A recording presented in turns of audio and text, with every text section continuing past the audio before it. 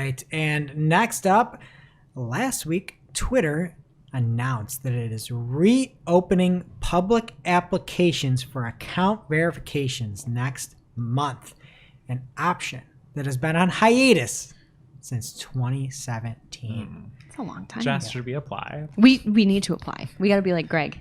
From a major publication. To report on this, we need to hire a verification expert. Check. And I will report on how the feedback has shaped the policy. So they looked at a few different areas with the new verification policy. Initially, you would have to have a complete profile, and they retracted that. So you do not need a profile bio, which I think you should have if you're trying to be verified, but they say you no longer need it. Who doesn't have a bio?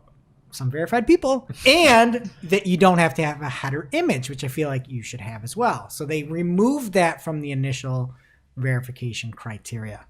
And they've clarified the titles of news category to include news and journalists, like ourselves, and the sports category to include sports and esports to be more inclusive.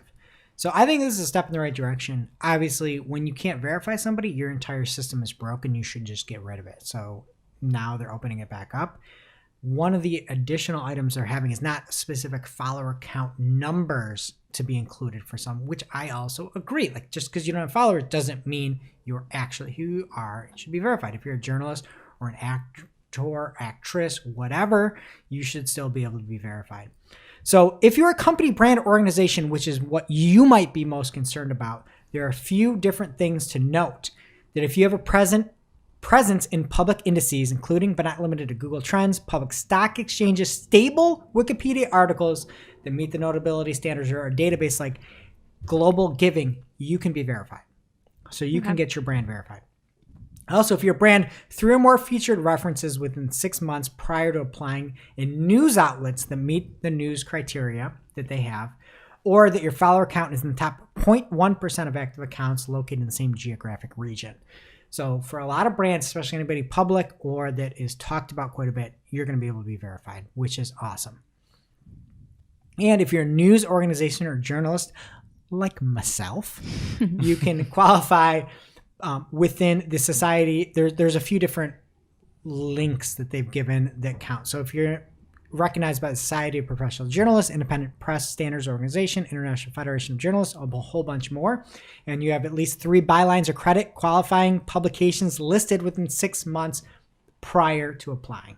So if you've got that, you can be verified. And speaking as a blue check mark myself, I don't think we need more verification.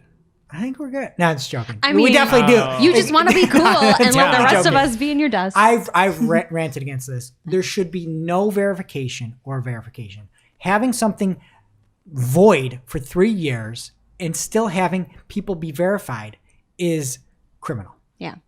I'm with you. Ooh, and they're not Google. This is wow. Wow. This is amazing. We print the shirts.